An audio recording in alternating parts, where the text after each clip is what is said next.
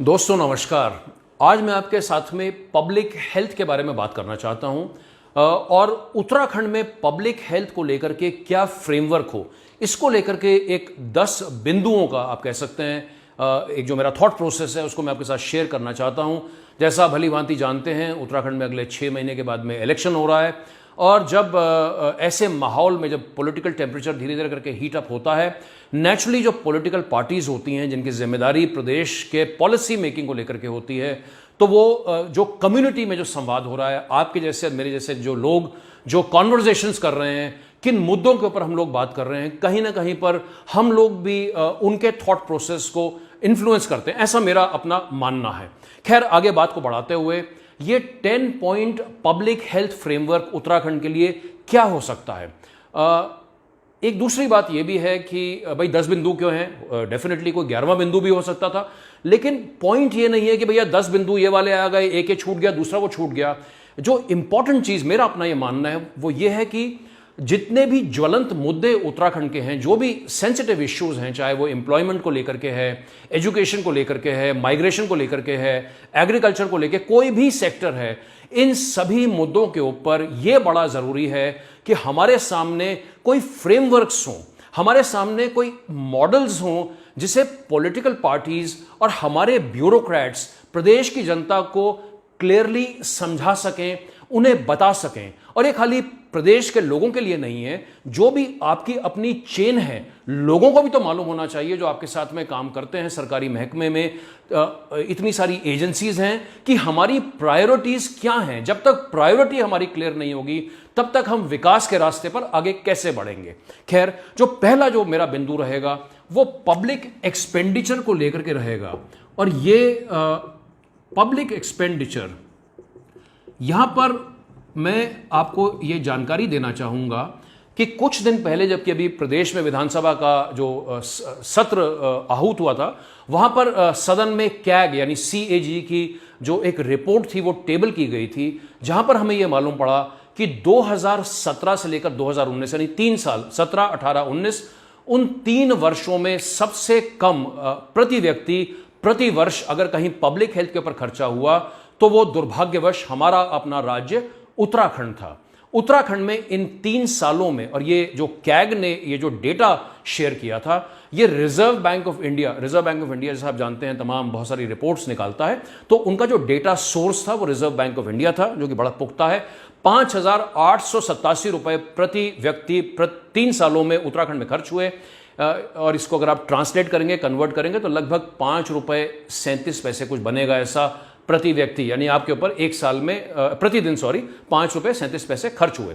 इसकी तुलना में अरुणाचल प्रदेश में 5 गुना ज्यादा 28,417 रुपए का खर्चा हुआ। तो कहां उत्तराखंड 5,000, कहां अरुणाचल 28,000 रुपए। इसी तरीके से हिमाचल प्रदेश में, जिसके साथ में हम कई बार तुलना करते हैं, उसका खर्चा उत्तराखंड की तुलना में इन 3 वर्षों में दुगना हुआ। तो उत्तराखंड यहां, हिमाचल प्रदेश यहां। ऑफ कोर्स अब हमारी गवर्नमेंट का, भाई देखिए, सभी चीजों का कोई ना कोई काउंटर होता है, तो उसका एक बड़ा अच्छा काउंटर यह है कि अभी कोरोना में हमने इतना पैसा खर्च कर दिया, हमने इतने ICU बना दिए, हमने इतने बेड्स बढ़ा दिए, जो कि जिसका वो स्वागत योग्य कदम है। लेकिन मैं बार बार इस बात को बोलता भी हूं, इसमें बिलीव भी करता हूं कि अपनी परफॉर्मेंस को कंपेयर करने के लिए, क्योंकि सारी चीजें कंपैरेटिव होती हैं, हमें अपनी परफॉर्मेंस को अन्य राज्यों के साथ में कंपेयर करना चाहिए। और अगर हमारा भी खर्चा बढ़ा है, ऐसा नहीं है कि राष्ट्र में खर्चा नहीं बढ़ा, अन्य राज्यों में खर्चा नहीं बढ़ा। मेरा जो मूल सवाल है या मूल चिंता है वो यही है कि 10 हिमालयन राज्यों में सबसे कम खर्चा उत्तराखंड राज्य में जन स्वास्थ्य के ऊपर क्यों हुआ है। खैर, जो बीत गया सो बीत गया। उत्तराखंड में कुछ अच्छी योजनाएं हैं, उदाहरण के तौर पर अटल आयुष्मान योजना। ऐसी योजनाओं के ऊपर हमें ध्यान देने की जरूरत है, यानी हमारा इनपुट क्या है, हमारा आउटपुट क्या है, इसको लेकर के हम लोगों को, प्रदेश को काम करने की जरूरत है। दोस्तों, मेरा जो दूसरा बिंदु है वो एक बड़ा बुनियादी बिंदु है, और वो बिंदु है प्राइमरी हेल्थ केयर का बिंदु। ये बहुत जरूरी है, और मुझे लगता है कि जो बहुत बड़ा फोकस हमारे पॉलिसी प्लानर्स का, हमारी गवर्नमेंट का, हमारी ब्यूरोक्रेसी का, वो बेसिक्स के ऊपर होना चाहिए। आप और हम सब जानते हैं कि उत्तराखंड की भौगोलिक परिस्थितियां कैसी हैं, लोगों को कितना स्ट्रगल करना पड़ता है, विशेष तौर पर जो हमारे जो पर्वतीय इलाके हैं। तो यहाँ पर हमें विशेष तौर पर सरकारों को ये बड़ा ज़रूरी है कि वो बहुत ज़्यादा बड़ी बड़ी चीज़ों के पीछे एक किस्म से ना भागें, उसको उस दिशा में ना बढ़ें। बहुत ज़्यादा कंस्ट्रक्शन ओरिएंटेड हमें होने की आवश्यकता नहीं है। उत्तराखंड को कोई 2 या 4 या 5 नए एम्स की आवश्यकता नहीं है। उत्तराखंड को हर जिले में एक मेडिकल कॉलेज की आवश्यकता नहीं है। उत्तराखंड को ज़्यादा ज़रूरी है कि जो हमारा फोकस हो वो हमारे बेसिक्स पर हो। मैं एक और बात को आपके साथ में यहाँ पे शेयर ये करना चाहूँगा कि एजुकेशन और हेल्थ और ऐसे जो गंभीर मुद्दे हैं, ये देखिए बिल्कुल भी ग्लैमरस नहीं है, इसमें कहीं कोई ग्लैमर नहीं है। इसलिए इसमें बड़ा ज़रूरी है कि रोज़ काम हो, रोज़ काम हो, रोज़ काम हो और इंक्रीमेंटल प्रोग्रेस हो। ऐसा नहीं है कि उत्तराखंड में हेल्थ केयर बेटर नहीं हो सकता। 2 साल में, 5 साल में, 10 साल में चीज़ें बेहतर हो सकती हैं। ऐसा नहीं है कि पिछले 10, 5, 15, 20 वर्षों में कुछ नहीं हुआ, ज़रूर हुआ है। लेकिन सवाल यह है कि क्या जो हुआ है क्या वो पर्याप्त है या वो नहीं है। और ये तो बड़ी एक ह्यूमन एक थॉट है कि हर कोई ये चाहता है कि भाई डेवलपमेंट हो और हम बेहतर करें। तो ये तो एक नेचुरल, एक हम सभी की एक इनहेरेंट सॉर्ट ऑफ डिज़ायर ये रहती है और ड्राइव रहती है। तो प्राइमरी हेल्थ केयर पर गवर्नमेंट को बड़ा फोकस करना है, आपको बेसिक्स के ऊपर फोकस करना है। तीसरा जो बिंदु रहेगा वो पीपल डेवलपमेंट का है।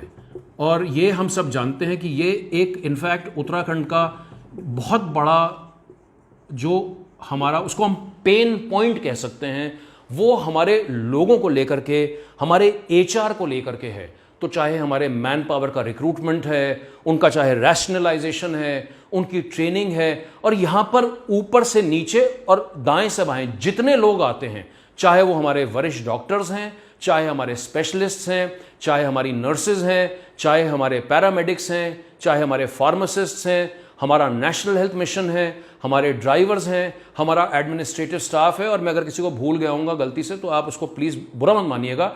मेरी सोच यह है कि जब तक हम अपने लोगों को पीपल डेवलपमेंट के ऊपर और जेन्युइन पीपल डेवलपमेंट के ऊपर हम लोग फोकस नहीं करेंगे, तब तक हम आगे नहीं बढ़ सकते हैं। हाल ही में हम लोगों ने एक और रिपोर्ट जारी करी थी, स्टेट ऑफ स्पेशलिस्ट डॉक्टर्स इन उत्तराखंड 2021, और उसमें हमें कई तरीके से हम लोगों ने उस सिचुएशन को देखा। मैं आपको एक खाली उदाहरण देना चाहूँगा कि टिहरी जिले की मैं अगर बात करूँ, उत्तराखंड के 13 जिलों में जहाँ पे स्पेशलिस्ट डॉक्टर्स के 98 पद स्वीकृत हैं, और आपको ये आप सुनकर के आपको चौंक भी जाएंगे और आपको अच्छा भी नहीं लगेगा ये जान करके कि वहाँ पर मात्र 13 स्पेशलिस्ट डॉक्टर्स जो हैं इस समय टिहरी जिले में। और ये 30 अप्रैल 2021 का स्टेटस था एक आरटीआई रिप्लाई के आधार पर, यानी उसको अगर हम परसेंटेजेस में देखें तो 13% जो है मात्र स्पेशलिस्ट डॉक्टर्स टिहरी में एंगेज्ड हैं और 87% लोग वहां पर नहीं हैं। तो ये पीपल डेवलपमेंट को लेकर के, पीपल इश्यूज को लेकर के बहुत सारे काम करने की हमें आवश्यकता है। चौथा बिंदु दोस्तों, जिसे हम पार्टिसिपेटरी गवर्नेंस कह सकते हैं, और ये भी जो है हमारा, आप मेरे को माफ़ करिएगा, पार्टिसिपेटरी, एनीवे स्पेलिंग हम छोड़ देते हैं, पार्टिसिपेटरी गवर्नेंस की हम बात कर रहे हैं। जो हमारा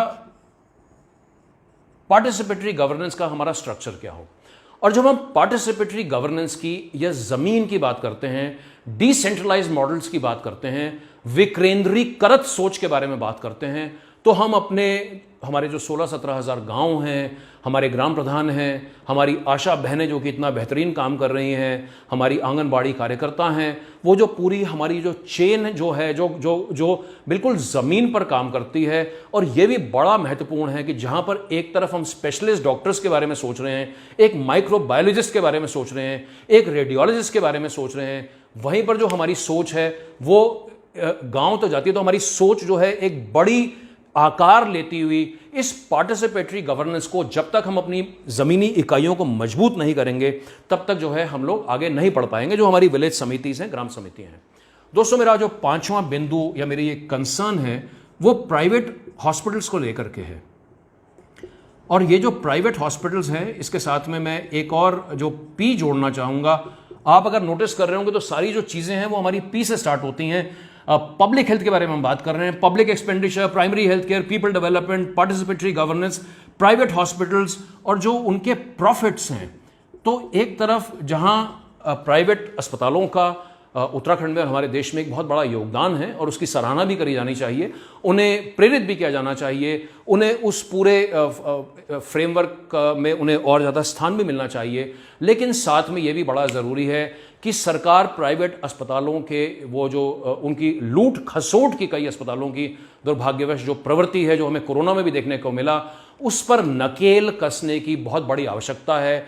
हज़ारों लोग जो है उनके परिवार आर्थिक कमी के कारण जो है वो टूट जाते हैं क्योंकि अस्पताल अनाप शनाप जो है पैसा लेते हैं। तो एक तरफ जहां हमें, जिसे हम कहते हैं कैरेट एंड स्टिक, तो एक तरफ जहां हमें उनको प्रोत्साहित भी करना है, ऐसे फ्रेमवर्क्स की भी आवश्यकता है कि उत्तराखंड का कोई भी नागरिक, उत्तराखंड का कोई भी परिवार जो है इन प्राइवेट अस्पतालों के का शिकार ना बने और उनके चंगुल में ना फंसे। छठवां बिंदु दोस्तों मेरा है वो पोटेंशियल ऑफ टेक्नोलॉजी है। और यहाँ पर भी मुझे लगता है कि उत्तराखंड में उस किस्म का काम बिल्कुल नहीं हुआ है टेक्नोलॉजी को लेकर के जो हो सकता था। और आज जब हम टेक्नोलॉजी की बात करते हैं, मेरा कोई साइंस का बैकग्राउंड नहीं है, लेकिन एक सामान्य ज्ञान है, हम सभी को पता है कि इतनी सारी चीज़ें जब हम अब टेक्नोलॉजी की बात करते हैं, चाहे आर्टिफिशियल इंटेलिजेंस है, चाहे IoT है, स्मार्टफोन्स में इतने सारे ऐप्स आ गए हैं, ड्रोन्स हैं, और अगर हम उस दिशा में भी ना जाएं, अगर हम टेलीमेडिसिन की बात करें, उत्तराखंड जैसे राज्य को तो टेलीमेडिसिन रामबाण होना चाहिए उत्तराखंड के लिए। और ठीक है, ई संजीवनी नाम की हमारे पास में योजनाएं हैं, लेकिन ई संजीवनी योजनाओं को ना तो उस किस्म से उनका प्रचार प्रसार किया जाता है और ना उसमें उस किस्म के फीचर्स हैं जो कि आज की modern technology, modern telemedicine situation हमारे प्रदेश को जिसकी आवश्यकता है, इसके ऊपर काम जरूर होना चाहिए। दोस्तों, सातवां जो हमारा P या हमारा बिंदु रहेगा वो पोजिशनिंग को लेकर के रहेगा। और ये जैसा आप में से कई लोग जानते होंगे कि पोजिशनिंग ऑफ उत्तराखंड, कि आप उत्तराखंड को, आप उसको पोजीशन कैसे करते हैं, आप उत्तराखंड की कैसे कल्पना करते हैं। और यहां पर मैं बात करना चाहता हूं ऋषिकेश की, हरिद्वार की, उत्तराखंड की नैसर्गिक सुंदरता की, उत्तराखंड की उन तमाम आर्थिक संभावनाओं की जो कि हमारे इस पब्लिक हेल्थ फ्रेमवर्क का एक हिस्सा होना चाहिए। दुनिया किस दिशा में जा रही है हम सबको पता है।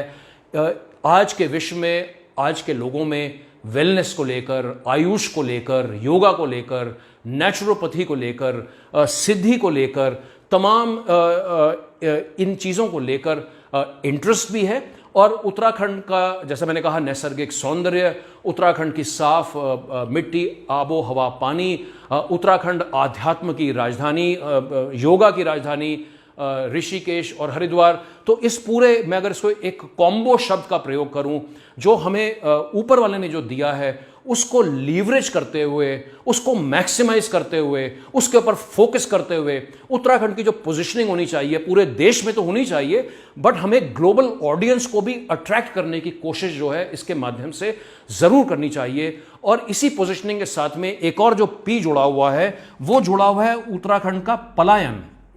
तो हम सब जानते हैं कि भाई पलायन अलग अलग कारणों से होता है। हमारे प्रदेश में एक पलायन आयोग का गठन चंद वर्ष पूर्व हुआ। 2018 में उनकी पहली रिपोर्ट पूरे प्रदेश के सामने आई, जहां पर उन्होंने हमें बताया कि 2008 से लेकर 2018 तक 5,02,000 समथिंग कुछ ऐसा आंकड़ा था, इतने लोगों ने 10 वर्षों में पलायन किया।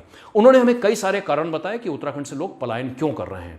50% लोगों ने रोजगार के लिए पलायन किया, और तीसरा जो कारण था वो स्वास्थ्य था, जहां पर 9% लोगों ने पलायन स्वास्थ्य के कारण किया। तो अगर हम अपने उत्तराखंड की पोजीशनिंग को इस तरीके से करते हैं, अपनी टूरिज्म को भी उसका एक हिस्सा बनाते हैं, अपने होम स्टेज को भी उसका हिस्सा बनाते हैं। अब ये खैर बड़ा लंबा विषय है, लेकिन मोटी मोटी बात यह है कि अगर हम उत्तराखंड की प्रॉपर पोजीशनिंग करते हैं, उस दिशा में काम करते हैं, मेहनत के साथ में, ईमानदारी के साथ में काम करते हैं, तो ये हमारे पलायन को भी, रिवर्स माइग्रेशन को भी कहीं ना कहीं फैसिलिटेट करेगा। जिस इनकम जनरेशन के बारे में हम लोग बात करते हैं उसको भी फैसिलिटेट करेगा। और विशेष तौर पर जो रोजगार, जो कि उत्तराखंड की एक बहुत बड़ी, मैं कहूँगा सबसे बड़ी, अगर आज कोई चिंता, चुनौती, समस्या है, रोजगार है, तो वो उसको एक वहाँ से भी अपॉर्चुनिटीज़ जो हैं हमारे सामने डेवलप होती है। दोस्तों, इन सब चीज़ों को करने के लिए हम लोगों को एक पॉलिसी मेकिंग के फ्रेमवर्क की आवश्यकता है, क्योंकि चीज़ें देखिए हवा में तो होंगी नहीं, चीज़ों को उसको कोई आकार देने के लिए हमें कोई ना कोई पॉलिसी मेकिंग करनी पड़ेगी। अब यहां पर यह बात आती है कि भाई पॉलिसी मेकिंग कौन करेगा, किसकी जिम्मेदारी है पॉलिसी मेकिंग करने की। और मैं तो आज बिल्कुल ये बोलना चाहूँगा, कई बार खैर मैंने इस बात को बोला है और मैं उस बात को आज दोहराना फिर से चाहूँगा कि उत्तराखंड में पब्लिक हेल्थ की पॉलिसी मेकिंग का जिम्मा उत्तराखंड के डॉक्टर्स को होना चाहिए, ना कि आईएएस ऑफिसर्स को। देखिए, आईएएस ऑफिसर्स ठीक है, वो जो उनका अपना काम है, हर किसी का अपना अपना काम है और सभी का सम्मान है, चाहे वो आईएएस ऑफिसर हैं या क्लास 4 वाले हैं, वो अपनी जगह अलग बात है। लेकिन जहां तक पब्लिक हेल्थ का मेरा मानना है, मैं आपसे भी रिक्वेस्ट करूंगा कि अगर आपको ये बात उचित लगती है या अगर आपको ये बातें उचित लगती हैं, आप कमेंट ज़रूर करिएगा। हो सकता है आप ये वीडियो शायद व्हाट्सएप पर देखें, आप अपना फीडबैक मेरे साथ में ज़रूर शेयर कीजिएगा। मेरा ईमेल आईडी भी बड़ा ईजी है, anoop.nautiyal@gmail.com।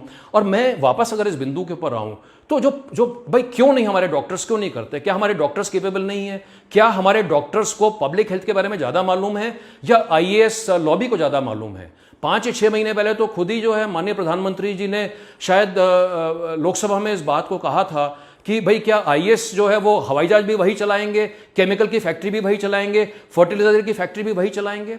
तो उसी सोच को आगे बढ़ाते हुए क्या उत्तराखंड में पब्लिक हेल्थ भी जो है आईएएस ऑफिसर्स जो है उसका पूरा खाका तैयार करेंगे? ये मेरे को लगता है कि इसमें डेफिनेटली चेंज होना चाहिए और हमारी पॉलिटिकल लीडरशिप को इसमें लेकर के एक बड़ा स्ट्रॉन्ग स्टैंड लेना चाहिए कि आप जो है एम्पावर करें अपने डॉक्टर्स को, उस पूरे वर्क को और एम्पावर करें। तो खैर ये तो हो गई पॉलिसी मेकिंग की बात। उसके बाद में जब हमारी पॉलिसी बन जाती है, सारे काम हो जाते हैं, उसके बाद में जो हमारा अगला जो पी आएगा वो हमारा प्लानिंग का आएगा। भाई ठीक है, हमने पॉलिसी बना दी, अब हमको उस पॉलिसी को उससे ज़मीनी अमली जामा भी तो पहनाना है, हमको उसको ज़मीन पर भी तो इम्प्लीमेंट करना है, उसको मॉनिटर करना है। कोई पॉलिसी ऐसा तो है नहीं कि भाई कोई पॉलिसी बन गई तो वो बिल्कुल ही कोई परफेक्ट पॉलिसी होती है। उसमें बहुत सारे काम हमें नेचुरली करने पड़ते हैं। तो जो भी हमारी प्लानिंग हो वो डेटा ड्रिवन प्लानिंग हो। उत्तराखंड में अभी तक अनफॉर्चुनेटली मैं कहूँगा ये जो डेटा ड्रिवन कल्चर है गवर्नेंस का वो बिल्कुल नहीं आया है। सरकारों को और हमारे जो विशेष तौर पर जो पॉलिटिकल क्लास है उसे डेटा ड्रिवन गवर्नेंस के ऊपर, जिसे हम कहते हैं एविडेंस बेस्ड प्लानिंग के ऊपर, इन चीज़ों के ऊपर काम करने की ज़रूरत है। फिर चाहे वो शिक्षा का क्षेत्र हो, चाहे वो स्वास्थ्य का क्षेत्र हो या कोई भी क्षेत्र हो, तो जो भी हमारे निर्णय हो वो हार्ड डेटा के आधार पर हो, जिसे हम कहते हैं कोई विम्स एंड फैंसीज के बेसिस पर ना हो। ठीक है, आज हमने ये कर दिया, कल हमने वो कर दिया, उसके पीछे कोई ना कोई सोच हो और एक आगे वो हमें एक दिशा देता हो। दोस्तों, आखिरी और 10वां बिंदु, ये सब ठीक है, अब दिखने में बोलने में तो अच्छा लगता है, अब बोर्ड में भी लिखा हुआ है, लेकिन उसे अगर वाकई में जमीन पर उतारना है, अगर वाकई में उसके लिए लड़ना, खपना, उसके पीछे मेहनत करनी है, अपनी बिल्कुल जी जान लगानी है, उसको अगर लाइफ का मिशन बनाना है, उसको अगर अपनी लाइफ का मिशन बनाना है हमारी सरकारों को, मैं कहता हूं यार आप उत्तराखंड को सबसे नंबर 1 राज्य बनाओ ना पब्लिक हेल्थ के मामले में। आप देहरादून शहर को, मैं सॉरी टॉपिक चेंज कर रहा हूं, मेरे को इसको लेकर के बड़ा दुख होता है, क्या बन गया बताइए आप? हमने डस्टबिन बना दिए अपने शहरों को। हमारी सोच ऐसी क्यों नहीं हो सकती कि हम देहरादून को भारत का सबसे साफ सुथरा नंबर 1 शहर बनाएंगे, स्वच्छ सर्वेक्षण में हम देहरादून को नंबर 1 दिलाएंगे। लेकिन ये बोलने से नहीं होगा, इस पर बहुत ज्यादा काम हमें फिर करना पड़ेगा। और उसी वापस चीज पर आते हुए जो 10वां बिंदु हमारा है वो पॉलिटिकल विल का है।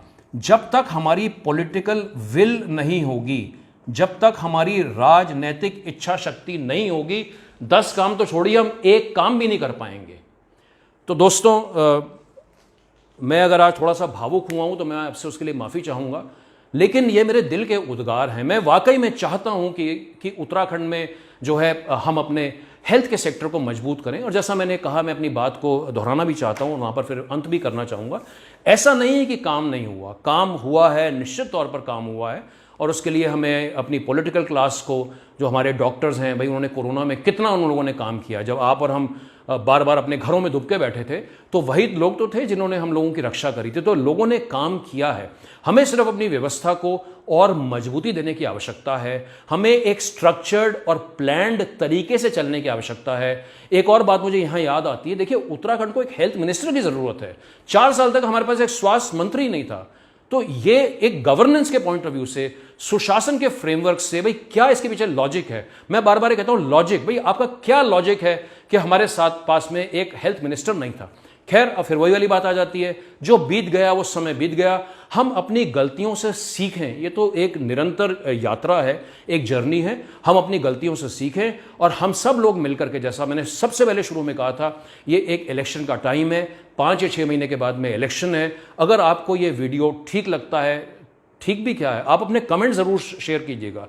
ज़्यादा ज़रूरी यह है कि आप, मैं, हमारे जैसे बाकी सारे लोग, हम लोग इस किस्म की बातें करें। हम लोग अपनी पॉलिटिकल पार्टीज से भी ये डिमांड करें, भाई अब आप मैनिफेस्टो दे देंगे, अब आपके मैनिफेस्टो में क्या होगा, आपने वहाँ पर 97 बिंदु लिख देंगे। आप 97 वहाँ पर बिंदु, मैं एक ऐसे उदाहरण के तौर पर कह रहा हूँ, 97 बिंदु लिखेंगे, हम 97 ये वाले काम करेंगे शिक्षा में, हम 118 काम कर देंगे हेल्थ में। लेकिन जब हम उन 118 चीज़ों को पढ़ते हैं, हमें कोई पिक्चर नहीं दिखाई देती। ये देखिए, ये बड़ा इंपॉर्टेंट होता है कि एक तस्वीर, एक पिक्चर दिखाई दे। जैसे मैं उम्मीद करूंगा कि शायद आपको यहां पर इस बोर्ड में एक पिक्चर दिखाई दे रही है। ये जो विजुअलाइजेशन है, ये बड़ा इंपॉर्टेंट है कि चीजों को विजुअलाइज कर सकें। उत्तराखंड के अंतिम छोर तक बैठा हुआ इंसान ये बात समझ सके कि हम बोल क्या रहे हैं, हम करने क्या वाले हैं। और ये तो खैर बड़ा फिर से एक लंबी बहस है, लेकिन हम करने क्या वाले हैं, हम आगे कैसे बढ़ने वाले हैं, हमारे माइलस्टोन्स क्या होंगे, और तमाम इस किस्म की चीज़ों को लेकर के। तो आपने अपना समय दिया, आपने इस वीडियो को देखा, उसके लिए आपका ढेर सारा धन्यवाद। और यही उम्मीद रहेगी कि आने वाले दिनों में हम इस चर्चा को और ऐसी और चर्चाओं को और आगे बढ़ाते रहेंगे। Take care and have a nice weekend. Thank you.